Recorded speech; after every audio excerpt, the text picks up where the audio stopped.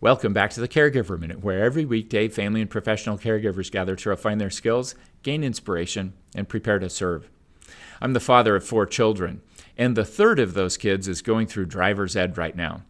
She recently completed an online course where she learned the rules of the road and some of the tips and tricks to be aware of when you're behind the wheel.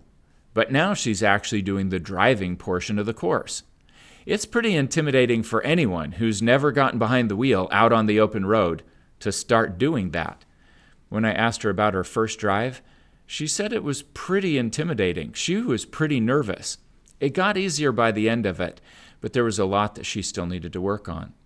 After her second drive, which went for about an hour and a half, she was starting to feel a lot better. And she admitted that she even had fun behind the wheel. She started to enjoy the experience because things started to come a little bit more naturally. Her experiences learning to operate a car reminded me of how similar it is to learn how to be a good caregiver. There's so much that we go through that requires learned skills. Our gut response, our natural reaction, is often not the most effective way of interacting with someone, especially people living with dementia. It takes practice to train the mental muscle memory to know how to interact with someone in a way that's really effective.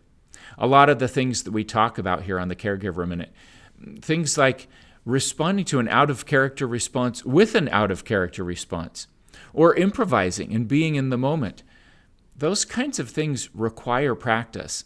They're likely to feel uncomfortable at first, and it's so easy to just slip back into the default mode of behaving.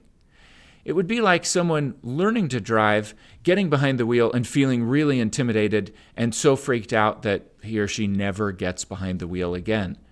It's for other people. Maybe others can figure it out, they would tell themselves, but it's too scary for me and it's too dangerous.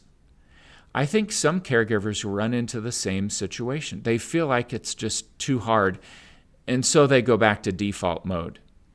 The thing that we need to do, though, is to keep pushing through, to keep practicing. Just as it takes time to develop the muscle memory to be able to drive a car successfully, or the muscle memory to shoot free throws, or the muscle memory to play an instrument, it takes time and practice and consistent effort to get good at some of the skills that we need when we're interacting with other people.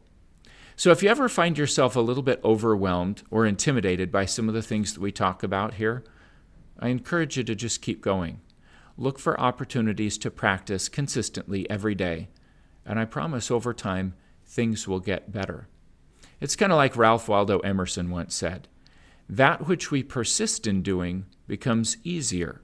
Not that the nature of the thing changes, but that our capacity to do it increases."